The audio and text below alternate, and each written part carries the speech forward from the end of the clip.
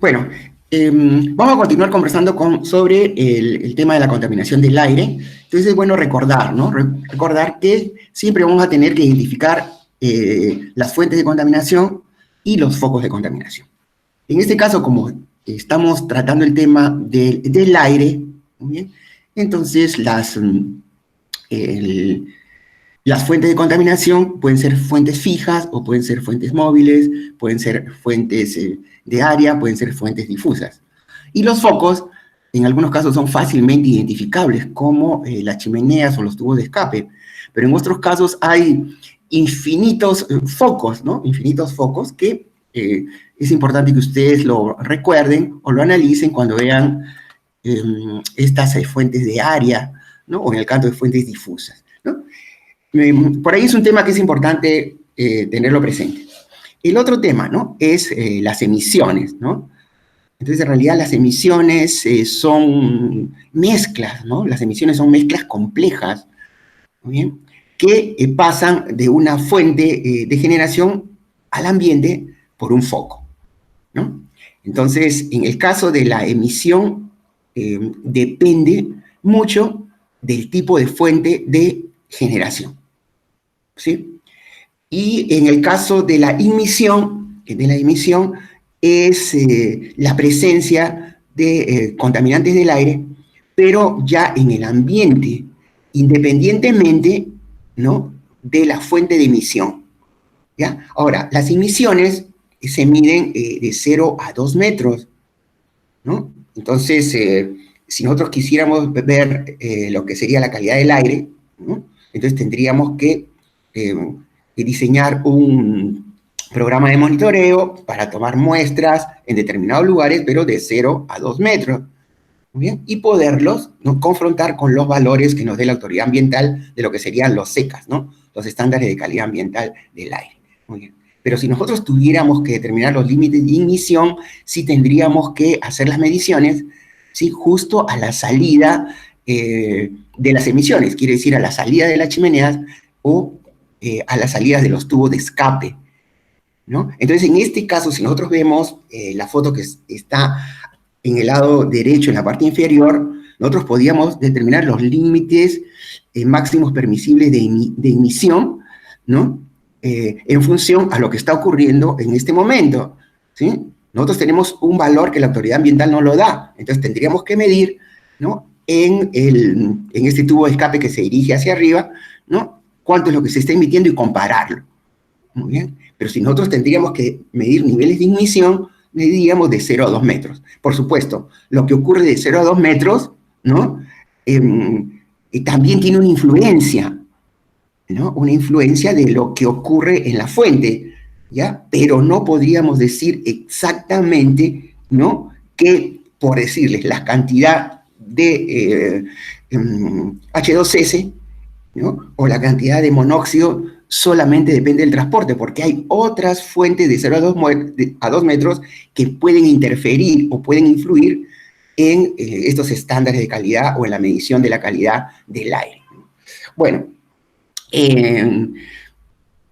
aquí vamos a tener que entrar en contacto con mucha información que nos da la legislación y la legislación de cada uno de los países, ¿no? Entonces, nosotros podemos estar en Perú, podemos estar en Chile, podemos estar en Ecuador, podríamos estar en Bolivia, podríamos estar en Brasil, podríamos estar en Venezuela, en México, en Estados Unidos, en Canadá, etcétera, o en Europa, ¿no? Siempre hay unos valores para medir la cantidad o la calidad del aire, ¿sí? Y, por supuesto, ya depende de cada país, ¿no?, si hace énfasis en alguno más que otros, ¿no?, en alguno más que otros, ¿no? Si ustedes revisan la normatividad a través del tiempo, van a encontrar algunas variaciones, ¿no?, con respecto a los valores, ¿no?, a los valores, inclusive a los parámetros que hay que medir, ¿no?, los parámetros que hay que medir. En este caso, vamos a medir, ¿qué cosa? La calidad ambiental del aire. Entonces, para determinar la calidad ambiental del aire necesitamos medir algunos parámetros, ¿no? Unos parámetros, ¿no? Y entonces, dentro de estos parámetros, ¿sí?, vamos a tener, por ejemplo, el dióxido de azufre, el material particulado, el monóxido de carbono, dióxido de nitrógeno, el ozono, el plomo, el H2S, entre los que encontramos en nuestra primera normatividad, por lo menos a nivel nacional en el caso de Perú. ¿Sí? A nivel de la Agencia de Protección Ambiental de Estados Unidos, la EPA, del año 1970, ¿sí? Solamente tendríamos 6, a nivel de Perú teníamos 7, se han ido incorporando algunos otros, y así si ustedes en el lugar que estén, ¿sí? Pueden revisar estos estándares nacionales de calidad ambiental y pueden encontrar por lo menos algunas diferencias con respecto a los parámetros que hay que medir, ¿no? Inclusive con referencia a algunos de los valores, ¿no? Algunos de los valores. Por supuesto, uno siempre toma como referencia la calidad del aire, estos estándares de algunos países que tienen una mayor infraestructura de medición o una mayor organización, etcétera, ¿no? Siempre nuestra preferencia inicial es la Agencia de Protección Ambiental de los Estados Unidos, es la Organización Mundial de la Salud, etcétera, y ahí en cada país se va ajustando, se va homologando estos valores, ¿no? Entonces, este cuadro que tiene muchos números en realidad, muchos números, es cuestión para analizarlo, digamos, paso a paso, ¿no? Pero, fíjense, tenemos el parámetro, tenemos el periodo de medición, tenemos el valor considerado, desde cuándo es la vigencia de este parámetro, muy bien, cómo hay que calcularlo, ¿sí? Cuál va a ser el método de análisis y cuál es la norma, ¿no? En la cual se sustentan estos valores, ¿no? Estamos hablando, en el caso específico ahorita del Perú, pero estemos en cualquier país, buscamos la información requerida, ¿no? Buscamos la información requerida, ¿no? Vuelvo a repetir, lo que estamos viendo en este momento, estas tablas son estándares nacionales de calidad ambiental del aire. En este momento no vamos a tocar el tema de límites máximos permisibles de emisión. Los límites máximos permisibles de emisión también tienen una normatividad que los respalda, ¿sí? Depende de los límites que tengamos en cada país, ¿ya? Muy bien. ¿Y por qué depende de los límites de cada país? Porque depende de la tecnología que estemos utilizando, ¿sí? Entonces es muy importante, ¿no? Muy importante tener en cuenta eso, ¿no? Para el caso de los ingenieros químicos, los ingenieros de procesos, hay que conocer los límites máximos permisibles de emisión para el caso del aire, como hay que conocerlos para el agua, como hay que conocerlos para el suelo, como hay que conocerlos para el ruido, entre otros, ¿no? Incluyendo las radiaciones, ¿ya? Entonces, es muy importante que cuando tengamos una tabla de este tipo, ¿no? Sepamos leerla, sepamos interpretarla y sepamos ver dónde está la información, ¿no? Entonces, ¿cómo se hicieron los cálculos? Simplemente una medida aritmética, por ejemplo, en el caso del dióxido de azufre. Muy bien. En el caso del monóxido de carbono, ya el cálculo cambia. Hay que trabajar con un promedio móvil. Entonces, ¿qué cosa es un promedio móvil? Imagínense que yo tengo, solamente para hacerlo muy rapidito, ¿no? Yo tengo como 10 valores. 10 valores. Entonces, yo para llegar al promedio, no sumo los 10 valores y los divido entre 10, sino comienzo a trabajar dependiendo de qué promedio móvil quiero. Ya. Yo quiero un promedio móvil de orden 3. Entonces, sumo el primer valor, el segundo valor y el tercer valor, lo divido entre 3 y hallo un nuevo valor. Luego sumo el segundo valor, el tercer valor, el cuarto valor, ¿no? Lo divido entre 3 y me sale un segundo nuevo valor, y así sucesivamente, ¿ya? Puedo trabajar con promedio móvil de orden 3, de promedio móvil de orden 4, ¿ya? Entonces, miren, hay que tener cuidado cuando leamos esta información, ¿ya? En otros casos dice NE más de una vez al año. Eso significa que ese valor que se plantea en la norma no exceder, ¿no? Por ejemplo, más de una vez al año, ¿no? Más de una vez al año. Entonces, miren, la información importante, no olvidar el tema de las unidades, ¿no? El tema de las unidades, los cálculos básicos basados en nuestros cursos de química, los podemos ver, por ejemplo, están en microgramos sobre metro cúbico, ¿sí? Pero en otros casos hay que tener cuidado porque puede estar en miligramos sobre metro cúbico, ¿no? Importante también determinar cuáles son las condiciones ambientales. Acuérdense, presión y temperatura son fundamentales, ¿no? Para hacer los cálculos, sobre todo cuando tengamos de repente información en ppm, ¿no? Para tener el miligramos sobre metro cúbico, o tenemos el miligramos sobre metro cúbico, microgramos sobre metro cúbico o miligramos sobre metro cúbico, dependiendo de lo que tengamos, ¿no? Y querramos trabajar en ppm, entonces es muy importante esa información, ¿ya? Entonces, miren, Esta es una tabla, hay muchos valores, pero no hay por qué preocuparse, pero hay mucha información. Entonces, saber cómo utilizarla, ¿no? Y sobre todo para los que trabajan en este tema de análisis de muestras de un programa de monitoreo, ¿qué método de análisis utilizó? Los métodos de análisis están homologados básicamente con las normas internacionales y fundamentalmente con las normas de la Agencia de Protección Ambiental de Estados Unidos, ¿no? La EPA o EPA. Muy bien. Acá hay otra tabla con otros valores, ¿no? Igualmente, una cantidad grandísima de valores, ¿ya? Pero por acá un poco lo que hay que tener cuidado es la fecha de la normatividad. La fecha de normatividad, ¿no? En el caso anterior es del año, perdón, en el caso anterior es del año 2016, ¿sí? Básicamente la información lo podemos ver inclusive en la norma, ¿no? Qué año se ha considerado, etcétera, ¿no? Y este es un decreto supremo del año 2017 del Ministerio del Ambiente, ¿no? Donde el benceno se incluye aquí y el mercurio que habíamos visto. Entonces aquí hay, ¿no? En realidad 10 parámetros para considerar la calidad ambiental del aire. Ahora, lo interesante es que los países también van a poder sectorizar, ¿no? Sectorizar, ¿sí?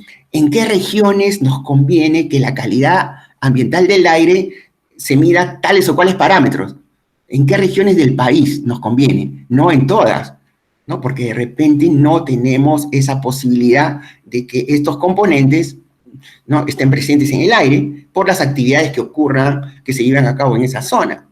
Entonces eso también es bien importante tenerlo en cuenta, ¿no? Por eso hay que revisar los informes ambientales de la autoridad pertinente, ¿no? Nosotros acá tenemos el Ministerio del Ambiente, ¿sí?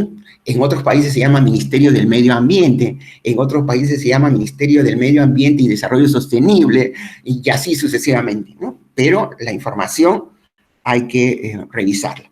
Bueno, entonces, no olvidar, estamos en el tema de calidad ambiental del aire o estándar de calidad ambiental del aire. El aire debe cumplir con estos requisitos para que las personas, los habitantes de las ciudades, de los centros poblados, ¿no?, puedan cumplir con sus ciclos vitales, ¿no? Si no se cumplen con estos valores, ¿no?, si se exceden a estos valores, entonces quiere decir que podemos tener problemas a la salud, ¿no? Problemas a la salud, ¿no?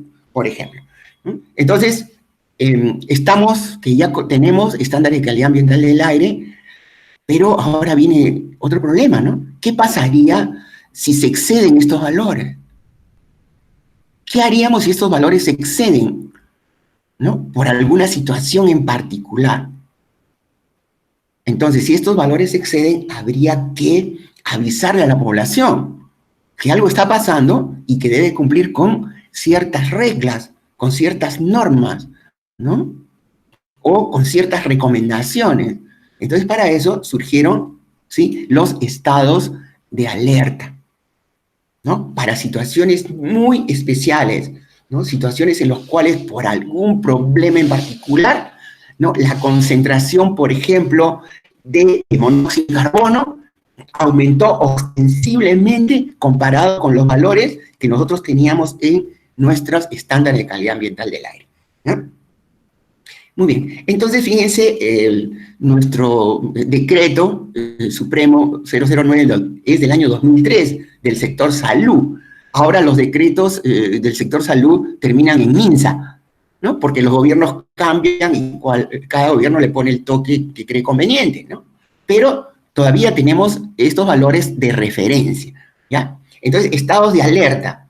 Entonces, el gobierno, la autoridad ambiental de un país va a declarar un estado de alerta en una zona en particular, ¿no?, cuando, muy bien, se excede, ¿no?, de los valores que nos indican los estándares de calidad ambiental de los SECAS, ¿no? Inclusive la normatividad nacional nos habla de un estado de cuidado, un estado de peligro y un estado de emergencia, ¿no? O sea, todavía nos da algunos niveles importantes aquí, ¿ya? Por eso, cuando ustedes revisen, ¿no?, el índice de calidad del aire o el INCA, ¿no?, el INCA, el último valor que va a estar con un color rojo, ¿no?, es el límite para el estado de cuidado, ¿no? Entonces, los valores que nosotros veamos en el estado de cuidado son los que van a coincidir con el último valor del INCA, para tomar como referencia, ¿no? Entonces, eso es importante para tenerlo en cuenta. Este decreto del año, Decreto Supremo 009 del 2003 de Salud, ¿sí? Fue modificado, ¿no? En el año 2005 por el Decreto 0012, ¿ya? Donde se reajustan algunos valores. Entonces, es muy bueno que cuando uno revise normatividad, ¿no? Esté atento a las modificaciones. Entonces, hay que revisar, en realidad, los decretos, ¿no? Entonces, si uno revisa este decreto, por ejemplo, el Decreto Supremo 009 del año 2003 de Salud, va a llegar un momento que revise un artículo en la última versión y dice, ¿no? Este fue modificado en el año 2005, ¿no? Por el decreto. El artículo que había ahí fue el modificado. Entonces uno va revisando y así sucesivamente, ¿no? En todo, porque el cuerpo del decreto se mantiene. En algunos otros casos hay tantos cambios que ya los decretos cambian, ¿no? Entonces, haciendo una breve referencia, los estados de alerta, ¿no? Son situaciones, ¿no? Extremas que la autoridad ambiental de un país, la autoridad ambiental de una región, la autoridad ambiental de un área en particular va a tener que decretar, muy bien, para que la población tome algunas medidas adicionales a las que normalmente utiliza, ¿no? Y tenemos 3 estados de alerta: estado de cuidado, estado de peligro y estado de emergencia, ¿ya? Muy bien. ¿No? Entre el significado de cada uno de ellos, ¿no? No es tan determinante, pero lo que sí es más determinante son los valores, ¿no? Siempre la referencia, ¿no? Va a ser a las personas más sensibles o más vulnerables de la población, ¿no? Muy bien, entonces, vamos a complementar lo que les he dicho nada más. Entonces, un estado de alerta, ¿no? Es un estado en el cual la concentración de un contaminante atmosférico puede causar efectos significativos en la salud de las personas. ¿Por qué? Porque se ha excedido, ¿no? Grandemente u ostensiblemente el valor de la normatividad, ¿no? Entonces tendremos el estado de cuidado, es el primer estado, muy bien, concentración de los contaminantes del aire, ¿no? Que presentan riesgo de provocar efectos en la salud de cualquier persona, ¿no? ¿Ya? Y efectos serios en grupos sensibles de la población, ¿ya? Acuérdense, los estándares de calidad del aire permiten a cualquier persona, ¿no? Poder, ¿no? Realizar todas sus actividades en una ciudad, ¿no? Sin mayor problema, ¿ya? Pero en el estado de cuidado ya hay riesgo de provocar efectos en la salud de cualquier persona, pero, ¿ya? Efectos serios en los grupos sensibles, ¿sí? Estado de peligro, ¿no? Es un estado, digamos, donde la concentración es mayor, muy bien, ¿ya? Efectos serios en la salud ya de cualquier persona, ¿no? O sea, es un poco más amplio. Antes era, ¿no? Provocar efectos en la salud de cualquier persona, adicionalmente a la salud de las personas vulnerables. Pero esta vez el efecto serio ya me incluye a todos los efectos serios. Muy bien. El riesgo ya es mayor y para todos. Y en el estado de emergencia, por supuesto, la concentración es mucho mayor que en el estado de peligro y en el estado de cuidado y presenta alto riesgo, ¿no? Alto riesgo a la salud de cualquier persona, ya no solamente a las personas más vulnerables, ¿sí? O estos grupos sensibles de la población, ¿no? Los grupos sensibles de la población, ¿no? Muy bien, entonces los grupos vulnerables de la población, los grupos sensibles de la población, siempre son los niños, ¿no? Las personas embarazadas, ¿sí? Las personas mayores, adultos mayores, ¿sí? Y lo que se llamaba la tercera edad, bueno, algunos llaman también la tercera edad actualmente, los que tienen ya alguna enfermedad, ¿sí? Respiratoria, importante, y por supuesto aquellas personas que trabajan al aire libre, ¿no? Personas que trabajan al aire libre, son los grupos más vulnerables de la población, ¿sí? Bueno, entonces, siempre me voy a referir a las normas legales, ¿no? Nosotros como ingenieros químicos a veces estudiamos, bueno, la carrera de ingeniería química o ingeniería de procesos, porque quizás no teníamos mucha afinidad con los cursos de letras, ¿no? Entonces no elegimos derecho, ¿no? Por esas diferencias o esas dificultades posiblemente, ¿ya? Pero Esto tiene que ser colocado, estos valores tienen que ser colocados en una norma, y una norma cumple unos requisitos legales, ¿ya? Las normas siempre tienen una fecha de publicación, ¿no? Voy a aprovechar, si ustedes observan esta diapositiva, fíjense, esta norma legal, ¿sí? Se publicó el miércoles 25 de junio del año 2003, ¿ya? Entonces recuerden, siempre ocurre eso, ¿no? Se publica un día y entra en vigencia al día siguiente, ¿ya? Entonces, a partir del 26 de junio del año 2003, esta norma entró en vigencia, ¿no? En vigencia, ¿no? Como es del año 2003, muy bien, entonces la norma es el decreto 009 del año 2003, ¿no? Bueno, muy bien, entonces aquí tenemos lo siguiente, ¿no? Para material particulado, para dióxido de azufre, para monóxido de carbono, para sulfuro de hidrógeno, ¿sí? Ah, ya, muy bien, entonces se ha declarado estado de alerta para dentro de todos los agentes que están considerados en los estándares de calidad ambiental del aire, estados de alerta para estos en especial, ¿no?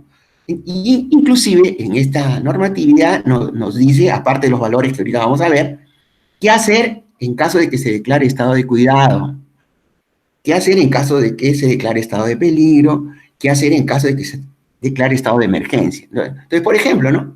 Si nosotros tenemos material particulado y se declara un estado de cuidado, entonces requiere restricción vehicular, lavado de calles, y la población sensible debe permanecer en sus casas con puertas y ventanas cerradas, ¿no? Entonces, por ejemplo, ¿no? Por ejemplo, ¿ya?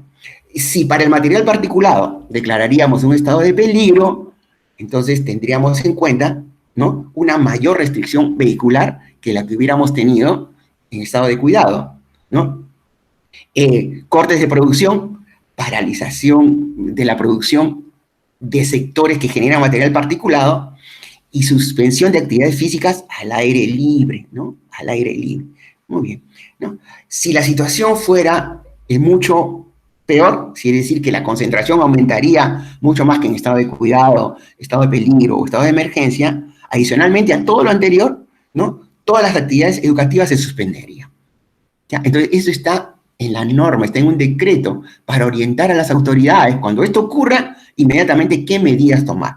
Y así sucesivamente podemos ver para el dióxido de azufre, monóxido de carbono, sulfuro de hidrógeno, entre otros, ¿no?, que podríamos ver, porque la norma puede tener algunas variaciones en el tiempo, ¿no? Esto es del año 2003, reajustado en el año 2005, muy bien, y ahora vamos a ver otros valores más adelante para que ustedes tengan en cuenta que algunas cosas pueden ir cambiando aquí, ¿no? Pero el espíritu de esta norma de estado de alerta continúa, ¿no? Entonces, aquí está el decreto supremo del año 002 del año 2005, donde hay una modificación a los estados de alerta del año 2003, ¿no? Entonces, si nosotros comparamos con los valores del año 2003, hay algunas variaciones, ¿no? Entonces, por ejemplo, ¿no? Para el caso de material particulado, ¿muy bien?, nosotros declararemos, ¿no?, estado de cuidado si es que la autoridad ambiental, a la hora que hace las mediciones, encuentra que hay, ¿no?, más de 250 microgramos por metro cúbico como promedio aritmético en 24 horas, ¿sí? Las estaciones de monitoreo, ¿sí?, trabajan constantemente, ¿sí? Las mediciones son automatizadas y podemos registrar en los periodos que nosotros queramos y sacar el promedio cada 24 horas, ¿no? Entonces, si la autoridad ambiental, ¿no?, el CENAMI, ¿no?, por ejemplo, nos informa que hay más de 250 microgramos por metro cúbico en promedio aritmético tomado 24 horas, en 24 horas, hay que declarar un estado de cuidado. Muy bien, si fuera mayor que 350, ¿no?, hay que declarar un estado de peligro. Y si fuera mayor que un estado de emergencia, si fuera mayor que 420 microgramos sobre metro cúbico, hay que decretar un estado de emergencia, ¿no? Entonces, eso está en la norma. Entonces, la autoridad ambiental tiene las herramientas como para, al recibir la información de la institución que hace las mediciones, ¿sí?, la autoridad ambiental, ¿no?, plantee, mediante los diversos medios de comunicación a la población, las medidas para tomar, ¿no? Así tenemos para el dióxido de azufre, para el monóxido de carbono, para el sulfuro de hidrógeno, ¿no? Entonces, por ejemplo, ¿no? Para el monóxido de carbono, ya habíamos comentado que ahí se trabaja con promedio móvil, ¿ya? Entonces, miren, ¿no? Para monóxido de carbono, estado de cuidado, ¿no? Si es que la concentración es mayor que de 15.000 microgramos sobre metro cúbico, tomado un promedio móvil cada 8 horas. Cada 8 horas. Entonces, todos los valores que la autoridad ambiental pudo medir en esas 8 horas, ¿no? Pudo medirla cada minuto, etcétera, ¿no? Por ejemplo, le va a sacar, ¿no? Un promedio móvil, por ejemplo, de orden 3. O sea, cada 3 valores genera uno, cada 3 valores genera otro, cada 3 valores genera otro, y así sucesivamente, y luego saca el promedio de eso. ¿Ya? Entonces, miren, esa es la situación, ¿no? Esa es la situación, ¿no? Si la concentración del monóxido de carbono sería mayor que 20.000 microgramos sobre metro cúbico, ¿no? Tomado igualmente promedio cada 8 horas, sería estado de peligro. Y mayor que 35.000, ¿no? Microgramos sobre metro cúbico, sería un estado de emergencia, ¿no? Estado de emergencia. Muy bien, ¿no? Entonces, aquí tenemos para el caso del H2S ya otro decreto supremo, ya del 2008, ¿no? Del Ministerio del Ambiente, 2008. Fíjense, teníamos 2003, 2005, ya tenemos 2008.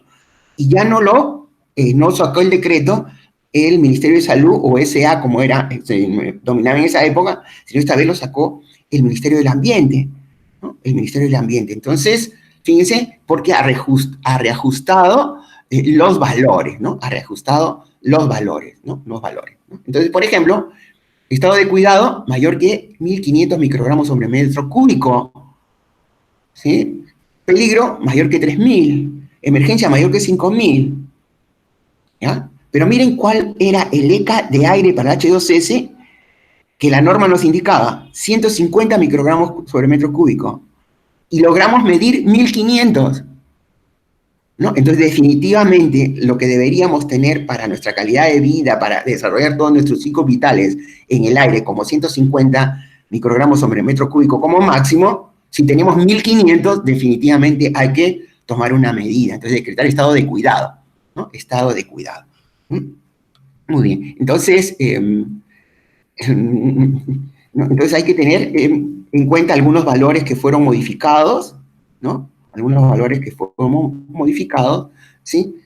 O algunas otras informaciones que se incorporaron, ¿no? Se incorporaron, ¿no? Entonces, medidas para el estado de cuidado para el caso de H2S.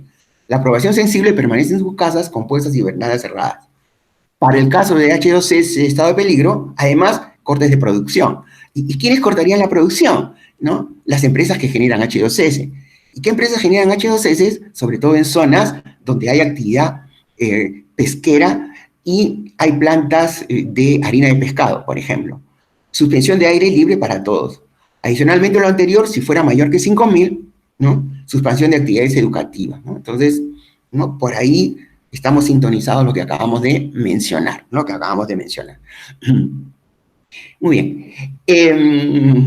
El año 2016 fue muy importante para la legislación de nuestro país, ¿no? En el caso de Perú, ¿ya? Pero aquí, si estamos en otro país o si tenemos que trabajar en otro país, etcétera, tendríamos que ver cómo están las informaciones, ¿no? Cómo está la información en ese sentido, ¿no?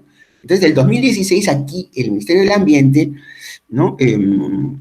Digamos, hizo posible que se genere una resolución ministerial, ¿no? La 181 del 14 de julio de 2016, ¿no? Entonces, fíjense, todavía no van a ser 4 años aquí, donde se establece el índice de calidad del aire, ¿no? Que es el INCA, y además se crea un sistema de información de calidad del aire, un InfoAire Perú.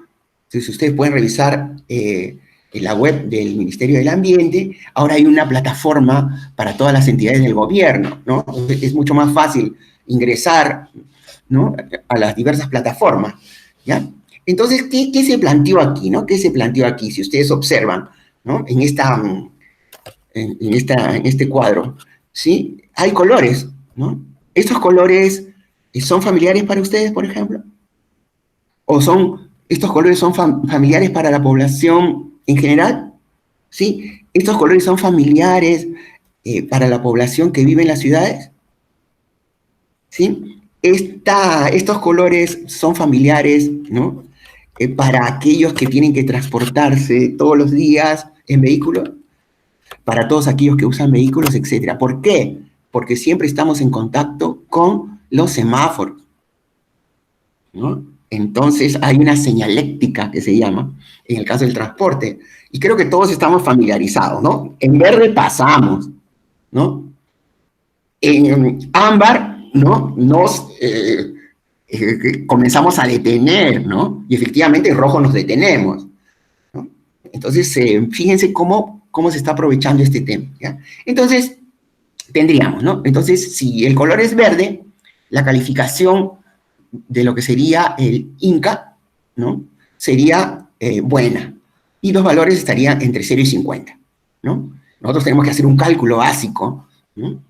Estaría entre 0 y 50. Ahorita vamos a ver eso, ¿no? Moderada, entre 51 y 100, color amarillo, ¿no? Mala, ¿no? Ya está en color naranja, ¿no? Mala, ¿sí?